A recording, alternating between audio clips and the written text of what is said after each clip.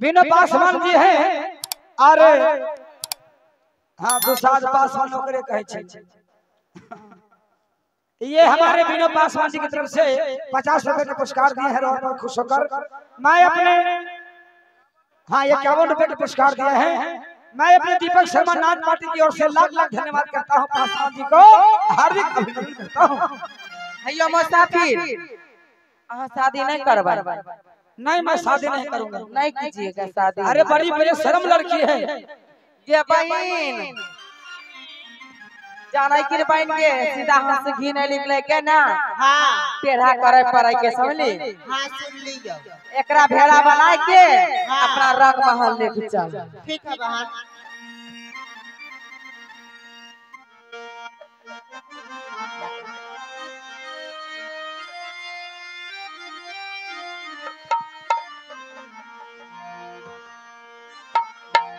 hello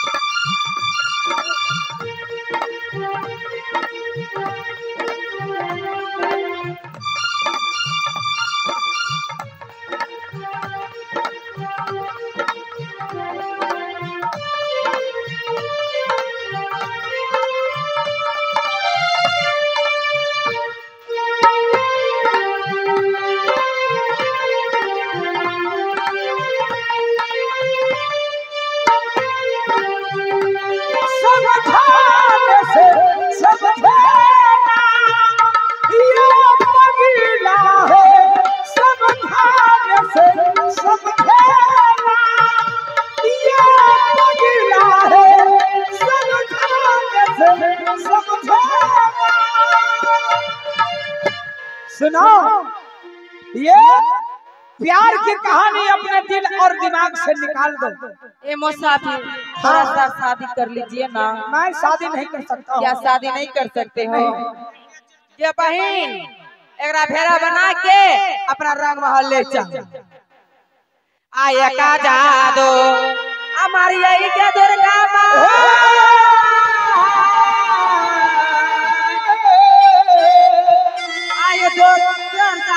दो मारा बेगे कारे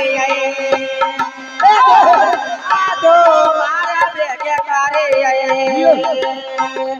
सजानो के हमारा दे कारे नारे रो बाबा सगैता हिनमा गई दुर्गा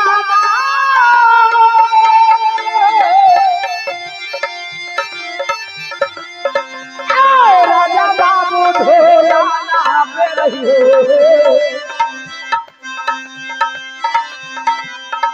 राजा बाबू ढोला है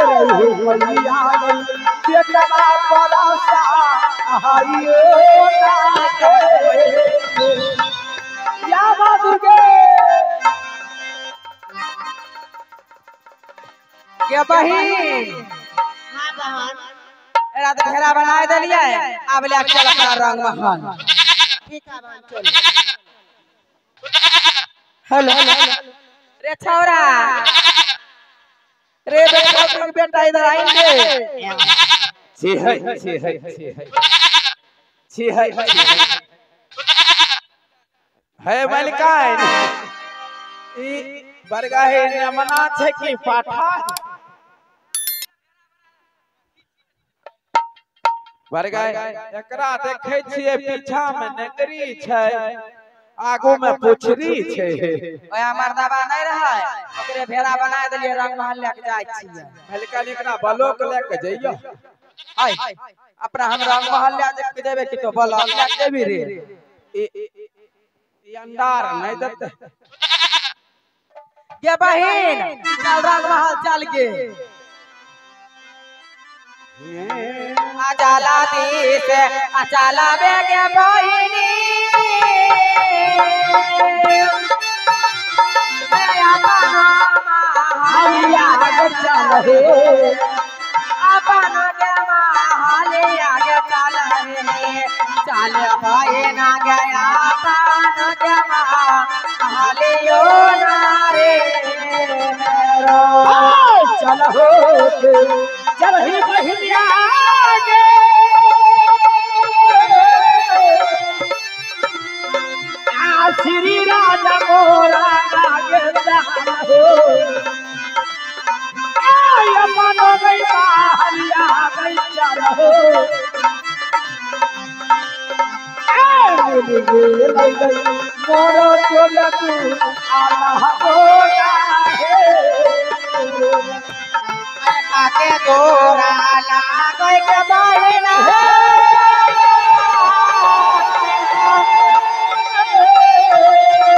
श्री राधा मोरा कहो लागै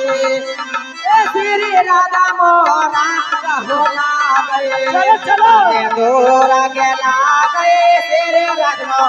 रंग गोरा रे मेरो आई हे जावा लागै गई छटकी गे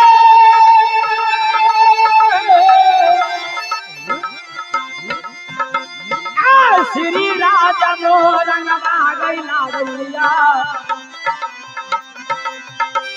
आ श्री राजा मोरंग लागै लागैया आ जुम जुली गई श्री गई राजा मो आ रंग बोला रे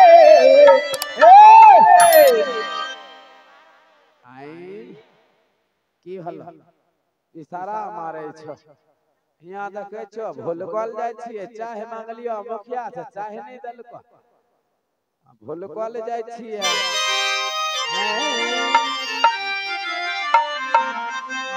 ए मास्टर साहेब अरे बीमार पड़ल बकरी रे नंदन मास्टरी मौसी माय वाला हुआ भाई तोरे चलते थे मैं मार पड़ गई वहां बैठ अरे हो डॉक्टर साहेब ए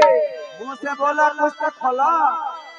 अरे हो डॉक्टर साहेब बीमार पड़ल बकरी हो डॉक्टर साहेब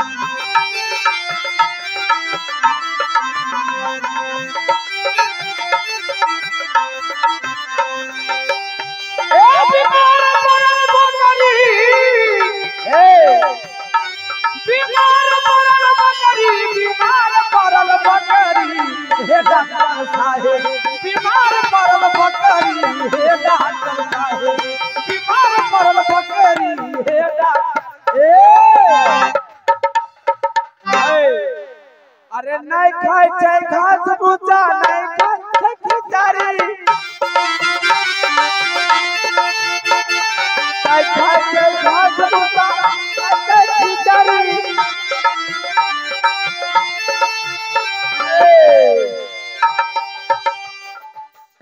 आरो की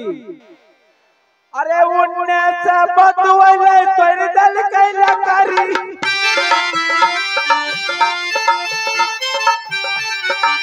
अरे खाई मोटाई धरे छो की खाए छी घर में बैठल बैठल आज जे मन हो छो बकत रहे छी और कहत रहे छी